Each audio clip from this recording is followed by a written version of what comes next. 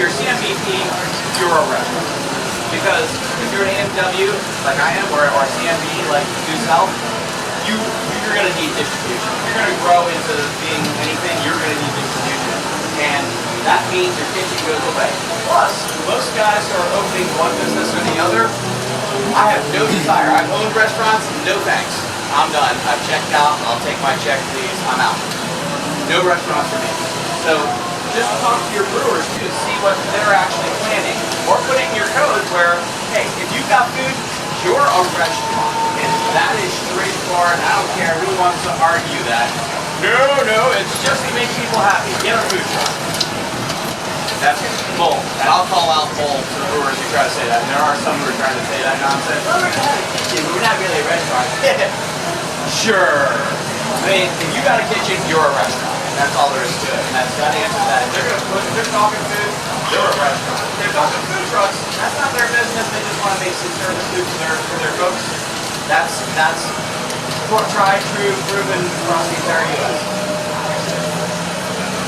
So did Northwood Village have to change their license when they added their kitchen?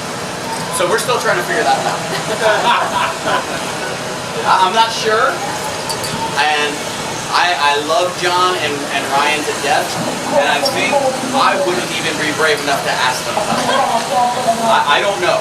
That's a fantastic question, and you've just hit a subject that even we, the Florida Brewers Guild, like the guys who talk behind the scenes, are kind of like, you see that?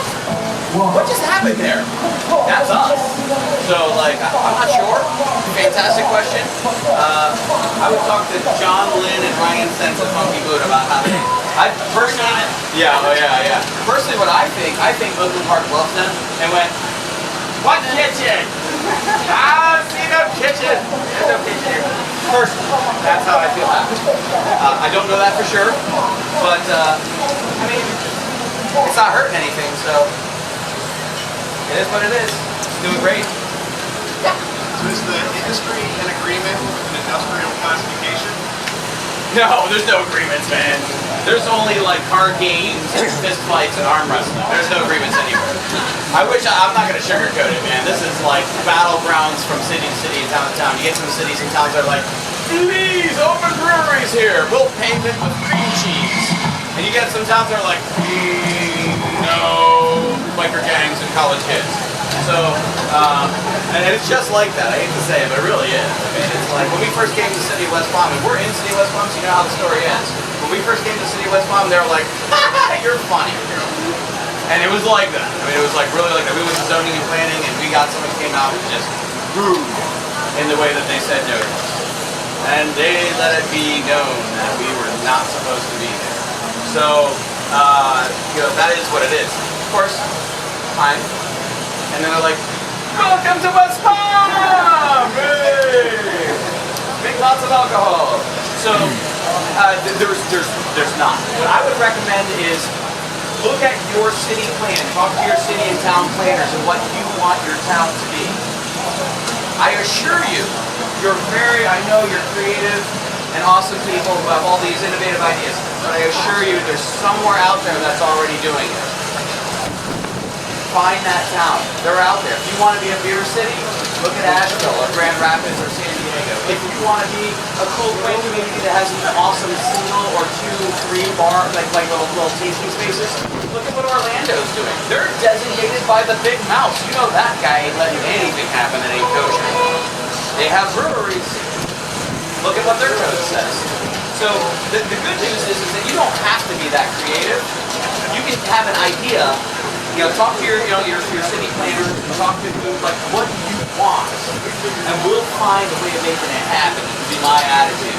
And if you're really pushing for it, saying, hey, look how awesome Orlando has, or look how awesome St. Petersburg in Tampa has, or San Diego. If you want to go really awesome, San Diego, Denver, Asheville, there is not a single brewer who will argue with that model, where it's like, you want a brewery? That's a spot. There's also a spot here. Or we could just take the spot I'm standing, which makes 3 on this block, and that's awesome. So, I mean, like, there's a lot of different steps. You just have to kind of realize what you want. And so that's the scope that you have to kind of go. And I hope that was helpful. I know it probably wasn't, but it's just that simple. if you had to start with a clean sheet of paper, forget the regulations, can you give us a sense of the proportion of space that would be a tap room in the manufacturing area or the brewing area? And does ever the brewing area, does that become assembly space? Do you fill that with people? And give us an idea about that. Here's the cool thing about breweries in general, is that yes is the answer. It depends on your business plan. So there are different models. There's a guy who wants to open up a manufacturing facility and wants to go to distribution primarily and have a little tasting room. And he wants to distribute throughout the U.S. It's the big dreamer. It also requires a lot of funding. So if you're the big dreamer, then you're going to need 80%, 20% is what I would say is a fair portion. If you are the medium dreamer, and so we're talking, let's say the big dreamer is 20,000 square feet plus. You got the medium dreamer. Medium dreamer is a facility of, say, under 10,000. That guy's probably going to need 70, 60 manufacturing, the rest tasting room, possibly storage and administration, because chances are he's running his whole operation out of that building. So that guy is going to need still a good dose of tasting room, and probably more because he's got a lot of overhead with that facility. Then you have flashbang show guy who wants just one or two, like brew pub style place. People come in and drink, a little bit of distribution here and there, I don't care. I'm going to make the money and work as little as possible. That guy needs probably 80% tasting room and 20% for manufacturing because there's nothing going into distribution. Let's tie the two questions together. CMBP does not allow you to distribute. So if you're going to have a CMBP license, you're 80-20.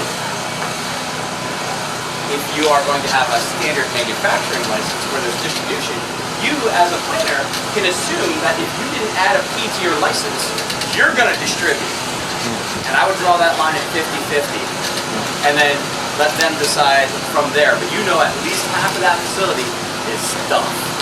It's manufacturing. And chances are, if they have that kind of aggression in the market, they're going to need to be aggressive to make that really pay for itself. There's a lot of work with that kind of square footage. You're talking 5,000 square foot of manufacturing.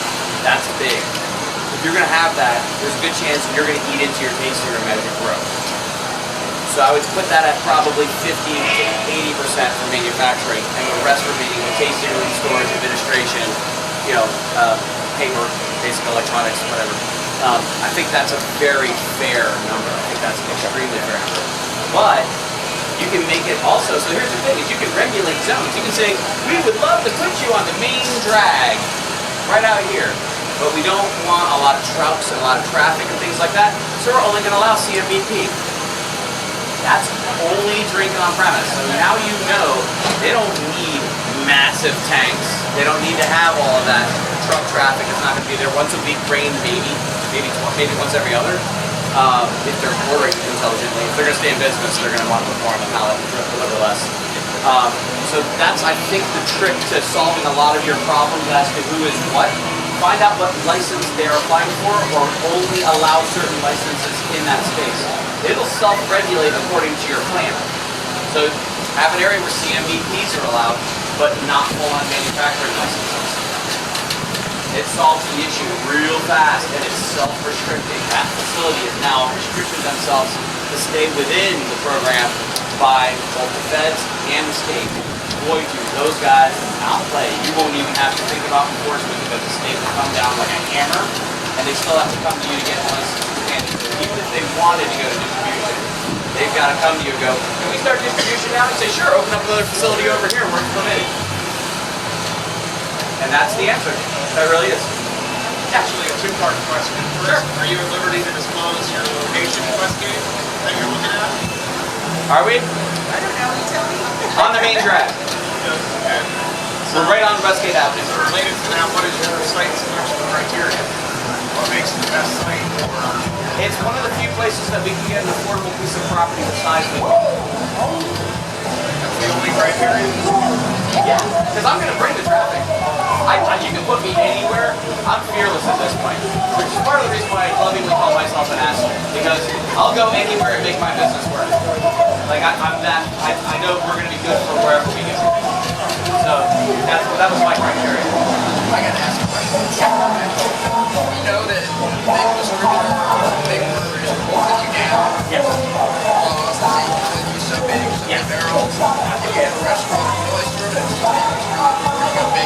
Yes. It is. Yes. You say we can only allow you here versus looking at the launch restriction and creating flexibility where the market allows you to buy real estate within your price point. If we do that, someone says, well, how can we place you can go? I'm not going to sell you that property. My price is now up here. Well, you're worst enemies sometimes. You create something great. It only gets so big and then now it can't grow. But here's the thing. Yes, but the market dynamic is not currently set that way. And here's the reason why. If you know why zones, that's the way you got to think about it. Is entertainment districts, you mentioned that, that's a hot one. Say, boom, we're opening the doors. Here's the flood zone, folks. We're open them up. And that's a beautiful thing. If you can open up a zone, which is what you want to do. You know where you want them to be. Just say, there's the zone. Does the real estate go up? Yes. That's life, man. That's life. That's business. It's going to get busy. And so we're already talking about that. We got a bid 2 years ago on a piece of land that we're trying to buy. And it's probably double from then if we waited. And why? Because that area is being prospected and it's being grown and built out. And that's life. We can't stop market economics. I mean, all you can do is simply say, this is where the zone is going to be. And all of the real estate owners there are going to rejoice and they're going to raise their prices. That's unfortunately the way it is to zone like that. However, if you say that we're going to open up to a wider area, we're going to say all commercial property is now CMPP, you're still countywide. And all the CMP goes into like I don't know if it's CG1, CG2, do you guys use those designations? General commercial. Just decide, okay, these kinds of places where we would like brewers to be, we'll open it up. But if you open it up to CMPPs, you know they're not doing distribution. So you can be confident that you're not going to get massive truck traffic. You're going to get good foot traffic because, well, it's like my favorite bar. Any good bar is going to get foot traffic. So put a good, highly frequented place there where you want foot traffic. Allow those zones. But you've already created the zones. So use the infrastructure and the space that you have already, like what you've already decided, yeah, we want to grow this, but this is now, commercial, general commercial, water, general commercial too. And so we're looking to increase foot traffic. Let's open it up for breweries, but only the pubs and not manufacturing, because we don't want the big noise and the noise and those issues. Then in the other places where you want to see primarily manufacturing, the pubs are allowed, things like that, that's when you open it up to the bigger manufacturing facilities. What you're going to see is you're still going to see foot traffic through those areas, you're still going to see an increase in price, so it's that danger of like, does the foot traffic increase the value, so like your industrial space you're trying to preserve affordability? Yeah, but, this is the big but, industrial areas typically are bigger eyesore districts. They're also typically lower foot traffic areas. I love my spot. It's the absolute best horrific spot you could have. The joke that we have is that the textbook definition of a bad location is a dead-end street in an industrial district. We're behind that building. And it's true. We are literally behind the building that's at the dead end of the industrial district. It's terrible. It's the worst location ever. It's the best one because it's also off 95 and Okeechobee Boulevard. So all the things that are really important to industrial districts, like lanes of traffic and keeping those trucks close to home, are also very important to us. So we're cool with that. Maybe a density might be the way to control it. So how many breweries inside of a region can you have? And you make them duke it out. But here's the thing, what's going to wind up happening if you do that, this is probably a really good thing, is you're going to have a brewery open here, and this other guy's go, I want to open a brewery there. Oh darn, I can't. Well, here's this other industrial district where there's nothing, let me open there. And that area is going to see growth. And the next guy's going to come around and go, well, I have to go here. And that area is going to see growth. And all you're really going to see is expansion and growth. We're not that much different from any other business.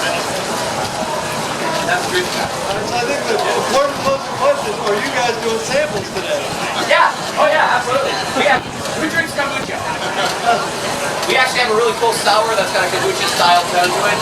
Our Sidewinder, which is our cinnamon strong, and our Laura Madness, which is our blackberry double, both on tap today. So welcome back to Cider Friends. I'm available. If you guys have questions, call me, email me, text me. I don't care. I'll talk to you. We are probably. I come from a whole other school of thought. We're not competitors in this industry. There's not enough Florida beer. There's just not. As long as there's, in the state of Florida, it's like 98, or no, I think 96% import beer from out of state. We need more Florida beer, folks. We gotta keep it coming, keep it coming. Let's open up. And we're all helping each other.